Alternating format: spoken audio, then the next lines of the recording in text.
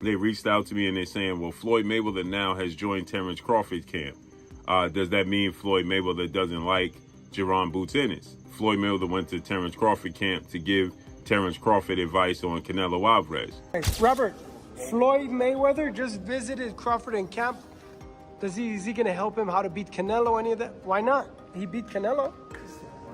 He smoked. Bud usually don't smoke guys right off the rip anyway.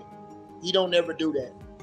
He lulls them in, he fills them out, and then he beats them to death. Canelo is left stunned after breaking news revealed that Floyd Mayweather has stepped in to train Terence Crawford. Reports of Floyd's visit to Crawford's camp have set the boxing world on fire, with many linking it to Boots joining Canelo's team. Analysts and fans alike believe Mayweather's involvement could tip the scales and give Crawford a sharper edge in preparation. This sudden twist has everyone buzzing and speculating on how it might influence the mega showdown. When we saw that he's in camp with him, right?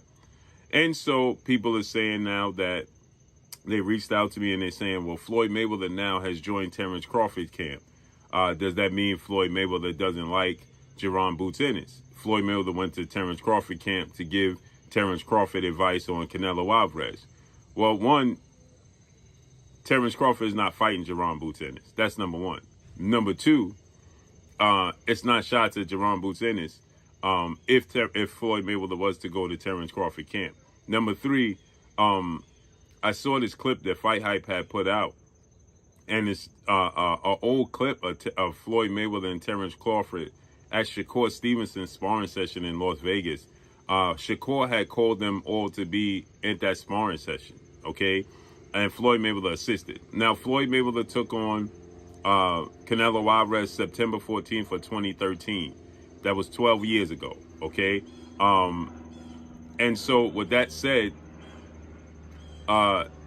this one has nothing to do with the other.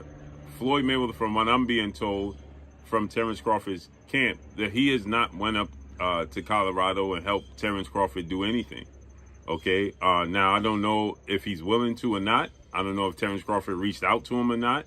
I don't know if they spoke on the phone or not.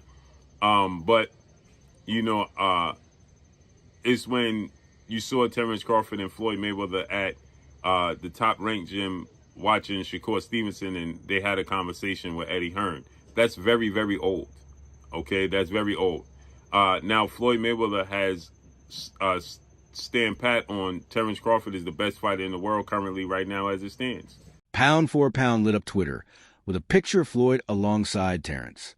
Floyd Mayweather stopping by Crawford's camp instantly ignited huge reactions throughout boxing. Many see it as a pivotal move since Floyd's wisdom could hand Crawford a crucial advantage against Canelo. The timing has fans questioning hidden motives and potential strategies. This one post has quickly become the hottest topic in boxing. Robert Garcia, however, remains calm, pointing out that Crawford's years of discipline and skill speak louder than Floyd's presence.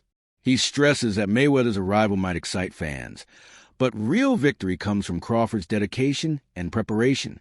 Garcia makes it clear, no single piece of advice can decide a fight this big. Crawford's mindset and work ethic have carried him this far, and that foundation won't be shaken. Robert, Floyd Mayweather just visited Crawford in camp. Is he going to help him how to beat Canelo, any of that? Why not? He beat Canelo. Pita, what do you think about this? Mayweather visiting Crawford in camp. Does that help Crawford at all? No, motivation. Mayweather's very charismatic. No, it doesn't make it. Maybe they saw Boots sparring Canelo and they had to respond to that. No. You don't think so? But that's a big advantage for Canelo to have Boots spar him. Yeah, Boots is just like Crawford. Boots is very good and very. I think Boots. Partner.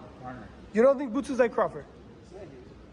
Okay, so does that help Canelo, like having good sparring? No, that's really good. Boots is 34-0 with 30 knockouts. Huh? What if Boots went in probably? That's what people are saying on the internet. The comparisons between Crawford and Mayweather have only grown stronger in recent years, with fans noting their shared mastery, patience, and composure inside the ring. Floyd once fought Canelo himself, giving him rare insight into tactical advice. Still, this knowledge only polishes what Crawford already understands. Floyd can speak about Canelo's rhythm and style, but Crawford doesn't rely solely on that wisdom.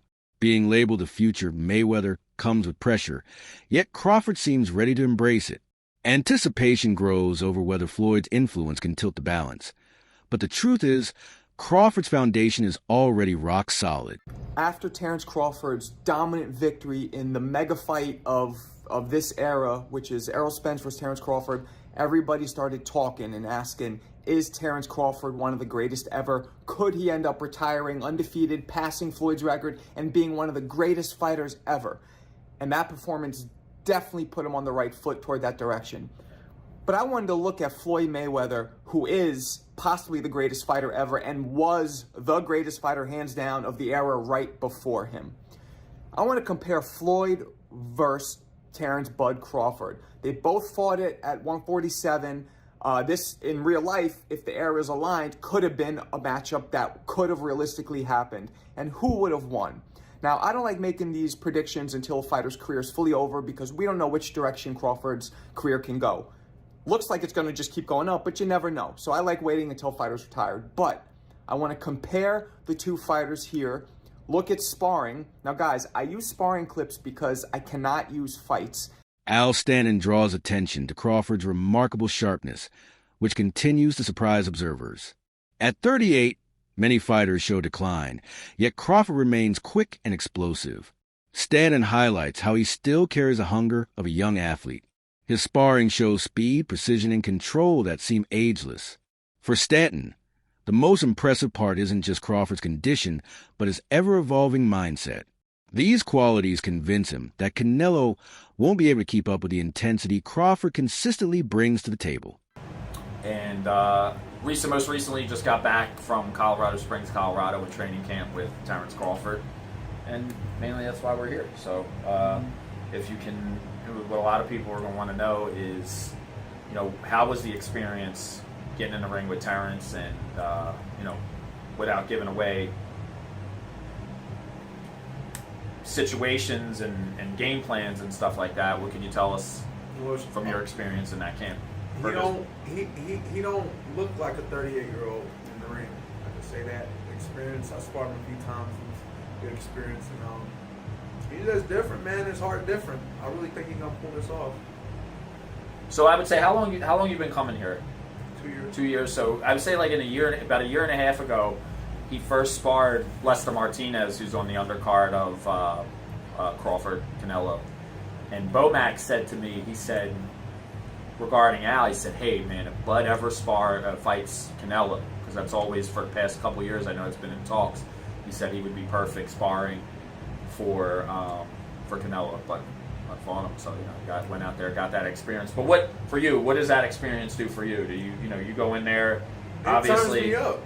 You're in there with the best fighter, arguably the best fighter in the world right now, and does that elevate your game to take it to the next step? Yeah, next level shit. You turn me up, man. Being with Bo and all them, they made me a better fighter. I up my game. Is there any concerns, like you would say, with Bud, that going into this fight, that some stuff you could say you would hope he stays away from, or? Nope. He put on the size. He's pretty big, and he's been sparring heavier guys. And you feel his power. The guy's a natural.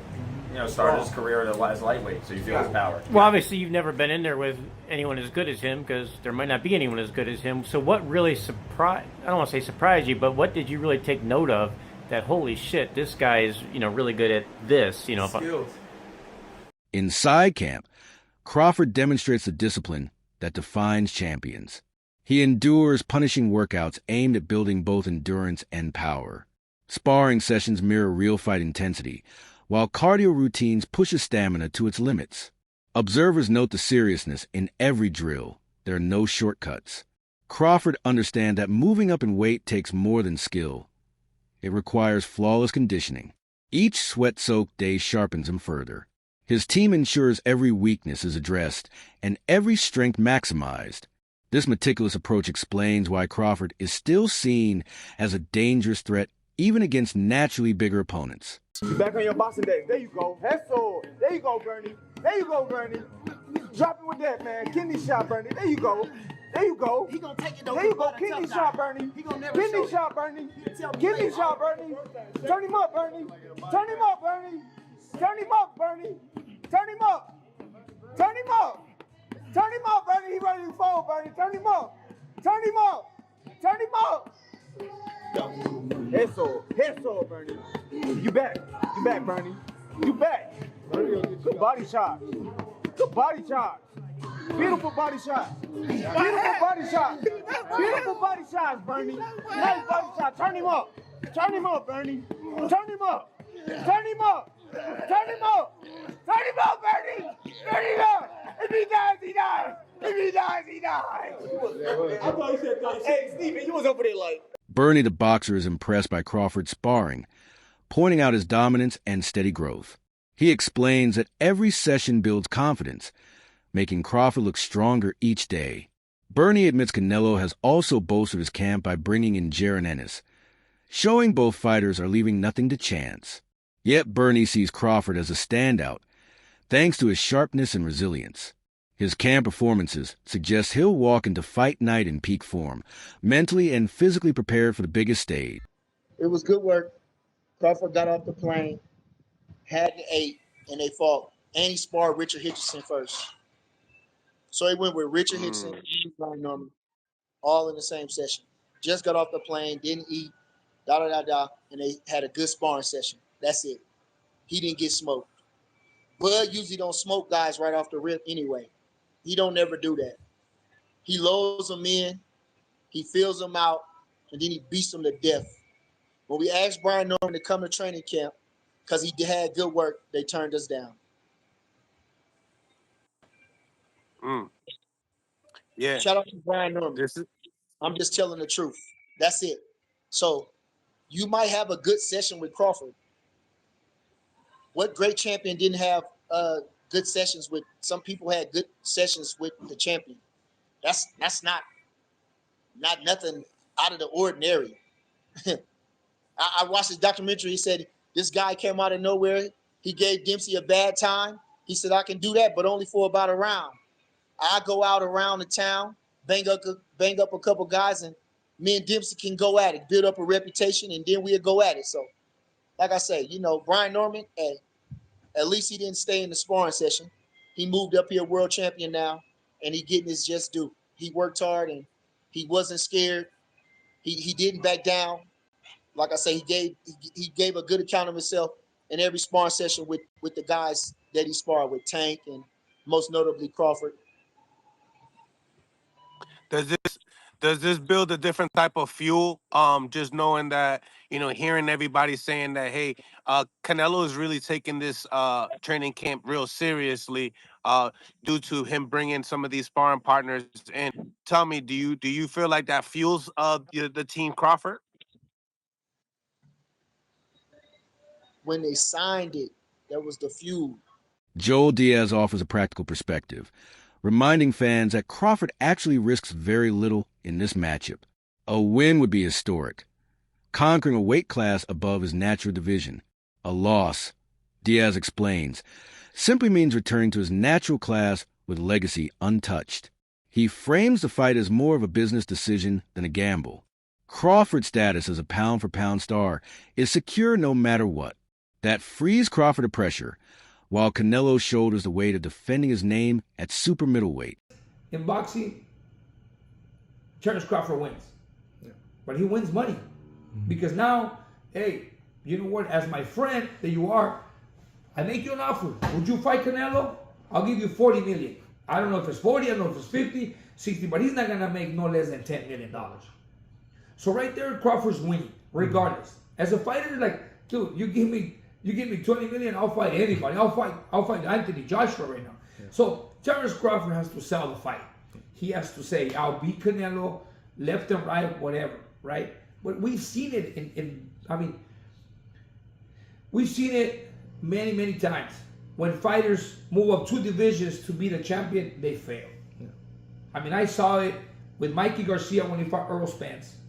I saw it when Demetrius Andrade, a 147-pounder, was avoided for years. He moved to 54. He was avoided. He moved to 160. He fought maybe once or twice. Nobody wanted to fight him, so he moves to 68 and fights Benavidez. What happens? He looked good for the first 3 rounds because he's good. But once that heavy monster is coming at you, he'll destroy you. Yeah. Terence Crawford, don't get me wrong, he's been my #1 pound for pound for years. Mm-hmm. But he just moved up from 47 to 54. Yeah. Now he's gonna go from 54 to 60 to 68. I mean, to fight the moneymaker. Mm-hmm. We call him the moneymaker because Canelo Álvarez is the fighter of the era. Yeah. I mean, it's like going back years, a few years ago, Manny Pacquiao. Gabe Rosado delivers a technical analysis, noting that Crawford struggled when stepping up to 154 against Madrimov. Jumping to 168 brings even bigger risks. Rosado stresses that Canelo's recent struggles came from technical issues in specific fights, not a total decline. He warns fans not to underestimate Canelo, whose natural power at this weight remains dangerous. Moving up 2 divisions puts Crawford in uncharted waters where size and strength become decisive. Rosado's breakdown shows why this fight is far from one-sided in Crawford's favor. I just think that, I think the Skull fight was just a bad style. And I think Canelo was like, why force the issue? You know what I mean? I'm up. This guy's running. I'm not going to take a chance. So I think that it was that kind of fight for Canelo. But Madrimov did give Crawford problems, you know what I'm saying? And where I felt like, damn, at 54, he gave you problems. 68 is different, you know what I'm saying? So you going up 3 weight classes, because he was 47, 54, 60, 68, that's 3 weight classes. It's a major difference, man. And one thing is like, right, so people are saying Canelo has problems with movers. But the reality is, Crawford's not a mover. Crawford's not a fighter that fights on his feet in the sense of boxing, kind of like, let's say, how a Pernell Whitaker would box or how Landy Lara would box. Chris Algieri leans toward Canelo, pointing to the undeniable physical advantages. He describes Canelo as naturally bigger and more comfortable in pressure-heavy, super middleweight fights. His skill at cutting off the ring forces opponents into tough exchanges. Algieri argues that Canelo's blend of size and pressure has broken many skilled fighters before. While he respects Crawford's unmatched technique, Algieri warns that the mental weight of Canelo's presence alone can overwhelm. His prediction favors Canelo, not because Crawford lacks skill, but because of the raw dominance that comes with size and pressure. Because there's a lot of confounding factors. So you feel Canelo is going to win the fight? I leaned Canelo, yeah. Yeah. I always have. I've always leaned Canelo. Just it's the good big man versus the good small man. Recently, though, we've seen the good small man beat the good big man because of the speed. Yes, yeah, but Canelo's not slow. It's not like Canelo is actually a smaller man who's come up to fight a lot of bigger men.